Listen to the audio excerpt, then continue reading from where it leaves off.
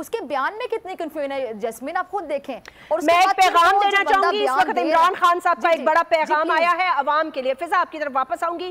عمران خان صاحب کا ایک بڑا پیغام عوام کے لیے.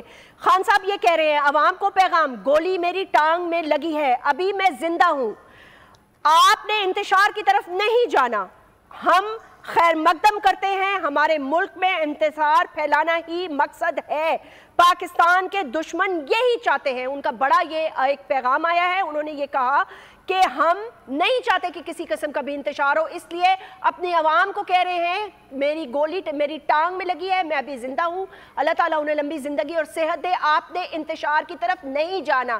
یہ لوگ یہی چاہتے تھے کہ کسی قسم کی افراتفری، کسی قسم کی کوئی نہ کوئی ایسا سانحہ جو کہ بنے جس کی وجہ سے یہ آزادی مارچ ختم ہو. یہ انہوں نے بیان میں نہیں کہا، میں اس کے آگے فردر ایڈ کر رہی ہوں، لیکن انہوں نے اپنی عوام کو انتشار میں جانے سے روکا ہے. تو بہرحال یہ انہوں نے پیغام دیا ہے اس وقت.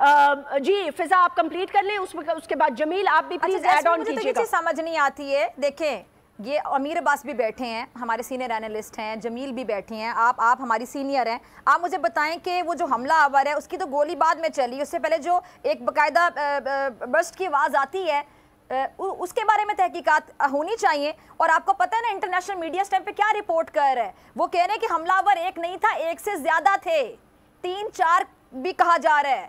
تو وہ جو آپ کو لگتا ہے جو بندہ پکڑا گیا ہے اس کے ہاتھ میں جو گن تھی، آپ کو لگتا ہے کہ